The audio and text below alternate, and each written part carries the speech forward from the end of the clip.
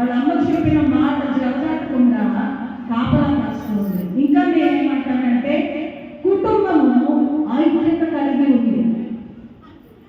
ఇక్కడ మనం ఆలోచన చేయవలసింది ఏంటంటే ఈ బిడ్డని కాపాడడంలో కుటుంబం అంతా కూడా ఐక్యత కలిగి ఉంది. ఎందుకంటే ఫరో పంపిన సైనికులు ఎప్పుడు వస్తారో, బిడ్డ ఏడుపు ఎప్పుడు వినిపిస్తుందో వెంటనే తీసుకెళ్ళి నైట్లో పడవేయవలసిందే. కుటుంబ సహకారం లేకుండా ఎవరు ఏది చేయలేరు ఖచ్చితంగా. ఇక్కడ మనం గమనించినప్పుడు కుటుంబం అంతా కూడా ఆ బిడ్డని కాపాడడానికి ప్రయత్నం చేసింది. ఎందుకంటే ఇక్కడ మిరియామును మనం గమనిస్తే కాపలా కాస్తుంది తన తమ్ముడికి. నీ బిడ్డలకి నువ్వు నేర్పుతున్నావా? సిబ్లింగ్స్, మన యొక్క బిడ్డలు, అన్నదమ్ముడు అక్క చెల్లెలకి నువ్వేం నేర్పిస్తున్నావు? మీ పిల్లలకి బాధ్యతలు నేర్పించాలి అని దేవుని వాక్యం తెలియజేస్తుంది. ఎందుకు ఈ మాట నేను చెప్తున్నానంటే మిర్యాము తన యొక్క బాధ్యతలు చక్కగా నిర్వర్తించింది. ఈ వాక్యం చదివినప్పుడు నాకు ఆశ్చర్యమైంది ఏంటంటే ఫరో కుమార్తె దగ్గరికి తనే వెళ్ళింది, తనే అడుగుతుంది ఏమని, ఈ బిడ్డను పెంచుకోవడానికి నీకు ఒక ఆవిడని తీసుకురాన్నాను. ఆవిడ అడిగిందా? అడగలేదు. కానీ ఎంత చాకచక్యంగా సమయస్ఫూర్తిని మనం అంత గమనించగలుగుతున్నాము. మన పిల్లలకి మనం బాధ్యతలు నడపాలి. అక్క చెల్లెళ్ళు అన్నదమ్ముల మధ్య గొడవలు జరిగినా మీరు నా కడుపున పుట్టిన బిడ్డలు ఎప్పుడూ కూడా ఐక్యత కలిగి ఉండాలి అని మనం ఆలోచన చేస్తాం. ప్రతి తల్లి కూడా ఇక్కడ మనం గమనిస్తే కుటుంబ ఐక్యత అనేది మనం ఇక్కడ చూడగలుగుతూ ఉన్నాం. వాళ్ళందరూ కూడా ఒకే మాట, ఒకే ఆలోచన కలిగిన వాళ్ళగా ఇక్కడ మనకి కనిపిస్తూ ఉన్నారు. కాబట్టి నీవు తల్లిగా నీ బాధ్యత ఏంటంటే నీ బిడ్డలకు నేర్పించు, బాధ్యతలు నేర్పించాలి. రెండవదిగా నీ కుటుంబము ఐక్యత కలిగి ఉండడానికి నీవు ప్రయాసపడాలి. ఈ విషయాన్ని మనం ఆలోచన చేస్తే ఐక్యత కలిగిన కుటుంబం అని ఎవరైనా చెప్పగలరా?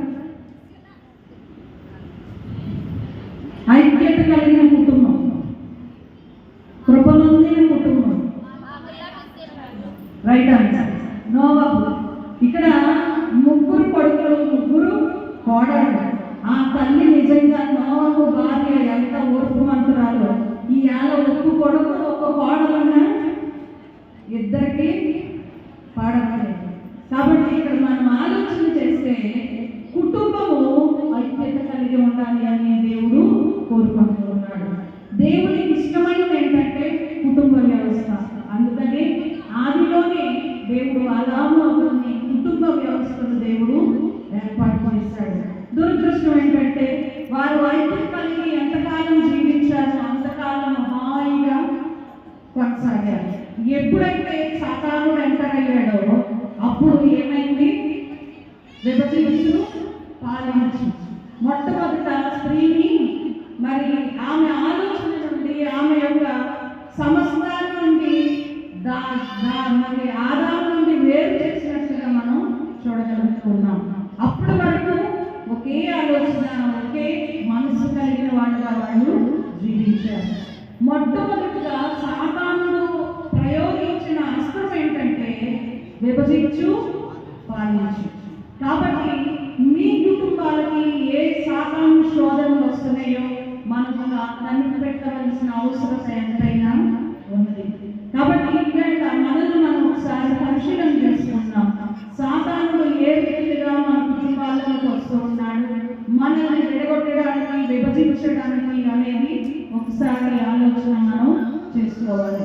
ఇక రెండోదిగా మనం గమనించినట్లయితే ధైర్యం కలిగినటువంటి స్త్రీగా యోగ్యత మనకి కనిపిస్తూ ఉంది.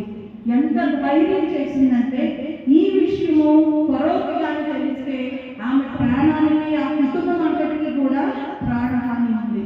అయినా కూడా లెక్క చేయకుండా ఆమె ఆలోచనని దేవుడు దృఢపరిచాడు. ఎందుకంటే ఇది దేవుని ఆలోచన కాదు, ఇది ఆమెకు వచ్చిన ఆలోచన. నా బిడ్డ బ్రతకాలి, ఈసారి ఇక్కడ అందరూ మరణిస్తున్నారు కానీ నా బిడ్డ బ్రతకాలి అని ఆ తల్లి ధైర్యంతో, విశ్వాసంతో మరి ఈ రీతిగా తను ధైర్య సాహసాలు చేసినట్లుగా మనం ఇక్కడ చూడగలుగుతున్నాం.